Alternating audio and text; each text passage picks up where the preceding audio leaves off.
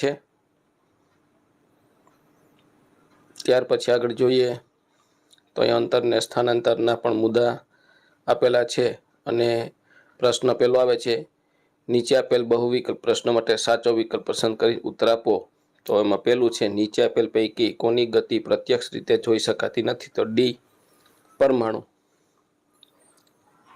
ત્યાર પછી બીજું, અહીં આપેલ આકૃતિ પરથી કોઈ વસ્તુ બિંદુ ઓ થી ગતિ શરૂઆત કરી બિંદુ એ સુધી જાય છે અને ફરી બિંદુ સી સુધી પહોંચે તો કાપેલ અંતર બી 80 કિલોમીટર। ત્યાર પછી ત્રીજા વિકલ્પમાં જવાબ આવશે સી, પાય r। ત્યાર પછી નીચેના વિધાનો ખરા છે કે ખોટા તે જણાવવામાં ચોથું વિધાન છે સાચું, પાંચમું વિધાન સાચું થશે, છઠ્ઠું ખોટું, સાતમું વિધાન સાચું, આઠમું વિધાન સાચું। ત્યાર પછી ત્રીજો પ્રશ્ન છે, નીચે આપેલા પ્રશ્નના એક વાક્ય કે શબ્દમાં જવાબ આપો। એમાં નવમું, એવી બે ભૌતિક રાશિના ઉદાહરણ આપો કે જેના વર્ણન માટે મૂલ્ય ઉપરાંત દિશા દર્શાવવી જરૂરી છે। એમાં વેગ અને પ્રવેગ। 10મો પ્રશ્ન છે, એક કણ r ત્રિજ્યાવાળા વર્તુળાકાર પથ પર ગતિ કરે છે। આ કણ એક ચક્કર પૂર્ણ કરે ત્યારે થતું સ્થાનાંતર જણાવો। તો વર્તુળાકાર પથ પર એક ચક્કર પૂર્ણ થાય ત્યારે તેનું સ્થાનાંતર 0 થાય છે। ત્યાર પછી પ્રશ્ન 4 છે, વ્યાખ્યા આપો। એમાં પથ લંબાઈ એટલે અંતર। આપેલ સમયગાળામાં ગતિ કરતા પદાર્થે કાપેલ ગતિપથની કુલ લંબાઈને અંતર કહે છે। 12મું, સ્થાનાંતર। આપેલ સમયગાળામાં ચોક્કસ દિશામાં પદાર્થના સ્થાનમાં થતા ફેરફારને સ્થાનાંતર કહે છે। 13મું, નિયમિત ગતિ। જો કોઈ ગતિમાન પદાર્થ સુરેખ પથ પર સમયના એક સરખા ગાળામાં એક સરખું અંતર કાપતો હોય તો તે પદાર્થ નિયમિત ગતિ કરે છે તેમ કહેવાય।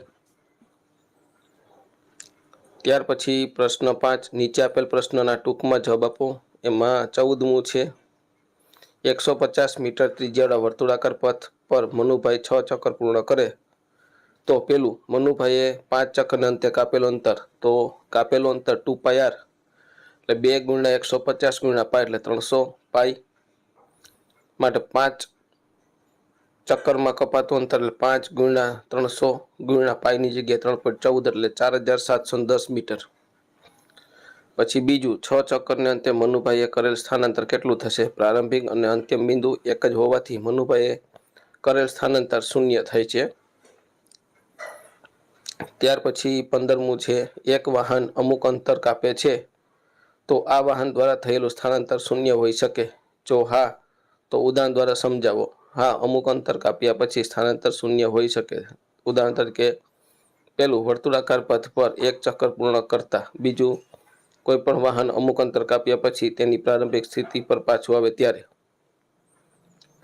16મું, મોહનને ચાલતી બસમાં બેઠા બેઠા બહાર ચાલતા સાધનો ગતિમાં જણાય છે તો ક્યારેક બાજુમાં જ સમાન વેગથી ગતિ કરતી બસ સ્થિર જણાય છે તો આવું કેમ થતું હશે? ટૂંકમાં સમજાવો।